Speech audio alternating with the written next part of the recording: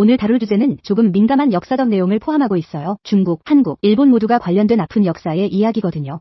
저는 이 영화를 순수하게 영화적 관점에서 그리고 역사를 기억하고 배우는 차원에서 소개해드리려고 해요. 어떤 특정 국가나 민족을 비난하거나 갈등을 조장하려는 의도는 전혀 없다는 점을 먼저 말씀드릴게요.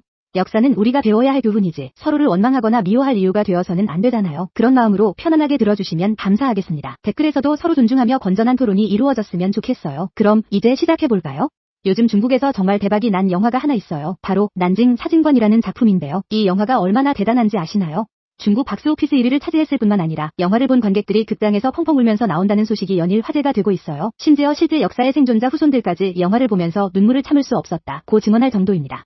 대체 이 영화에 무엇이 담겨있길래 14억 중국인들의 마음을 이렇게 강하게 흔들고 있는 걸까요? 그리고 우리가 이 영화를 주목해야 하는 이유는 무엇일까요? 오늘 그 이야기를 들려드리겠습니다. 먼저 중국에서 이 영화가 왜 이렇게 큰 화제가 되고 있는지부터 말씀드릴게요. 사실 중국에서는 항일 영화가 굉장히 많이 제작되어 왔어요. 그런데 난징 사진관은 기존의 영화들과는 완전히 다른 접근을 보여줍니다. 첫 번째 이유는 독특한 시각이에요. 지금까지의 항일 영화들은 주로 영웅적인 저항군이나 군인들의 이야기를 다뤘거든요. 하지만 이 영화는 그냥 평범한 우편배달부와 사진관 사람들의 시선으로 이야기를 풀어나가요. 이들은 영웅이 아니에요. 그냥 살아남기 위해 발버둥치는 평범한 사람들이죠. 두 번째는 사진이라는 소재가 정말 절묘하다는 점입니다. 요즘 SNS 시대에 살고 있는 중국의 젊은 세대들에게 사진이라는 매체는 굉장히 친숙하잖아요. 그런데 그 사진이 역사의 증거가 되고 진실을 지키는 도구가 된다는 설정이 현대 관객들에게 강하게 어필한 거예요. 이 영화가 더욱 충격적인 이유는 완전한 픽션이 아니라는 점이에요. 실제로 1937년 당시 9살이었던 창즈창이라는 분의 실제 경험을 바탕으로 만들어졌거든요.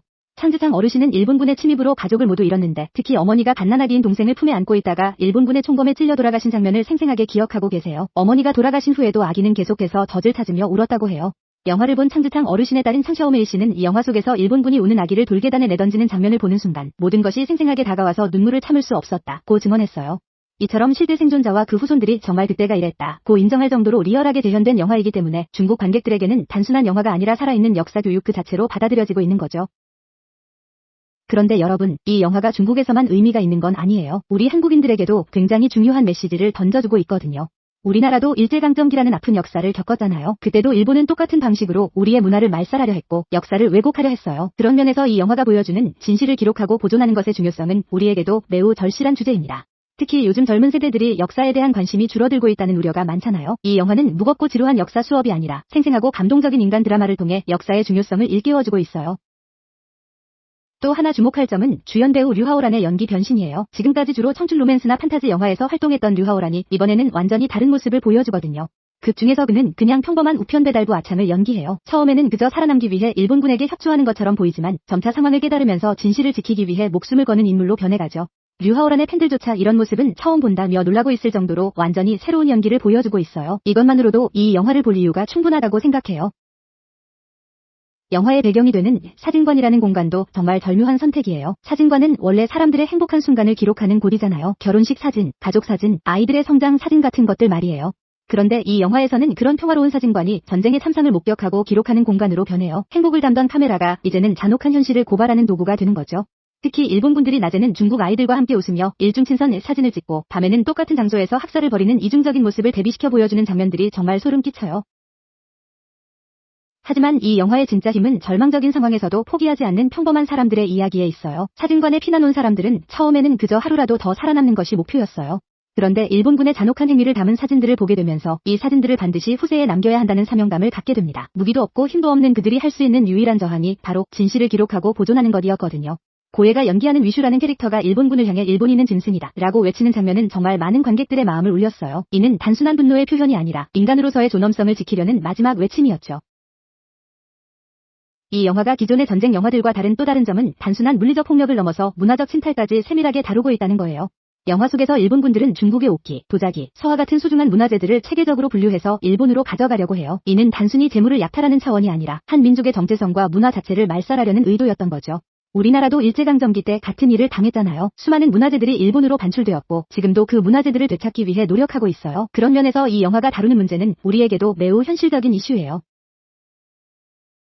영화의 핵심 메시지는 바로 사진은 바래질 수 있지만 진실은 바래지지 않는다는 것이에요. 일본군들은 자신들의 잔혹한 행위를 담은 사진들에 불어가 도장을 찍어서 외부에 공개되지 않도록 했어요. 그들도 자신들의 행위가 얼마나 끔찍한지 알고 있었다는 뜻이죠.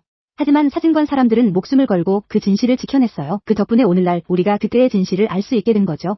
이는 현재를 살아가는 우리에게도 중요한 교훈을 줍니다. 지금 이 순간에도 어디선가 감춰지려는 진실들이 있을 거예요. 그런 진실들을 기록하고 보존하는 것은 바로 우리의 책임이라는 거죠. 중국 언론들도 이 영화에 대해 연일 보도하고 있어요. 특히 인상적인 것은 많은 부모들이 아이들과 함께 영화를 보러 온다는 점이에요. 중국의 한 언론은 이 영화는 아이들에게 특별한 교육적 의미를 갖는다고 보도했어요.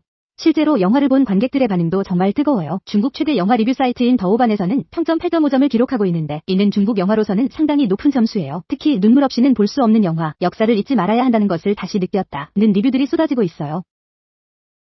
사실 이 영화의 성공은 중국 영화계의 새로운 트렌드를 보여주기도 해요. 최근 몇 년간 중국에서는 할리우드 블록버스터보다 자국 영화를 선호하는 경향이 강해지고 있거든요. 특히 역사적 의미가 있는 영화들이 큰 인기를 끌고 있어요. 난징 사진관 이전에도 금강천, 나와 나의 조국 같은 영화들이 큰 성공을 거둔 바 있어요. 이런 영화들의 공통점은 단순히 오락성만 추구하는 것이 아니라 역사적 메시지와 현재적 의미를 함께 담고 있다는 점이에요. 이 영화를 연출한 셔나오 감독의 연출력도 주목할 만해요. 그는 이 영화를 만들기 위해 정말 방대한 자료 조사를 했다고 해요. 실제 역사 사진들, 외국 기자들의 회고록, 그리고 일본에서 발간된 불어가 사진집 등을 모두 참고했다고 하거든요. 특히 영화 속에서 일본군이 자신들의 잔혹 행위를 담은 사진에 불어가 도장을 찍는 장면들은 실제 역사적 사실을 바탕으로 한 것이에요. 일본군들도 자신들의 행위가 문제가 있다는 것을 알고 있었기 때문에 대외적으로는 평화로운 모습만 보여주려 했던 거죠. 셔나오 감독은 단순히 잔혹함을 보여주는 것이 목적이 아니라 평범한 사람들이 어떻게 그런 상황에서 인간다움을 지켜나가는지를 보여주고 싶었다고 말했어요. 올해 2025년은 중국인 민항일 전쟁 및 세계 반파시스트 전쟁 승리 80주년이 되는 해예요. 이런 의미 있는 해에 난징 사진관이 개봉된 것은 단순한 우연이 아닐 거예요. 80년이 지난 지금 그때의 생존자들은 대부분 돌아가셨어요. 직접 증언할 수 있는 분들이 점점 줄어들고 있죠. 그렇기 때문에 영화나 기록물을 통해 그 기억을 다음 세대에게 정확히 전달하는 것이 더욱 중요해졌어요. 특히 요즘 젊은 세대들은 역사를 책으로만 접하는 경우가 많잖아요. 하지만 이런 생생한 영화를 통해서라면 훨씬 더 깊이 있게 역사를 이해할 수 있을 거예요. 탕샤오메이 씨도 인터뷰에서 많은 사람들이 치마 1군 난징대학살 조난동포 기념관을 난징대학살 기념관으로 잘못 기억한다고 지적했어요. 정확한 명칭에서 알 수 있듯이 우리가 기억해야 할 것은 그 피해를 당한 동포들이라는 거죠. 이 영화는 중국 내에서만 화제가 된 것이 아니라 국제적으로도 주목받고 있어요. 특히 아시아 각국에서 상영 요청이 들어오고 있다고 해요. 우리나라에서도 배급사들이 관심을 보이고 있다는 소식이 들려와요.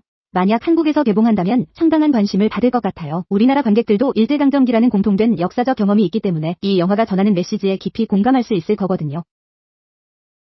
우리 한국 관객들이 이 영화를 볼 때 특히 주목해야 할 포인트들이 있어요. 첫째, 평범한 사람들이 어떻게 역사의 증인이 될 수 있는지를 보여주는 점이에요. 영웅적인 저항군이 아니라 그냥 일반인들이 자신만의 방식으로 진실을 지켜나가는 모습이 감동적이거든요.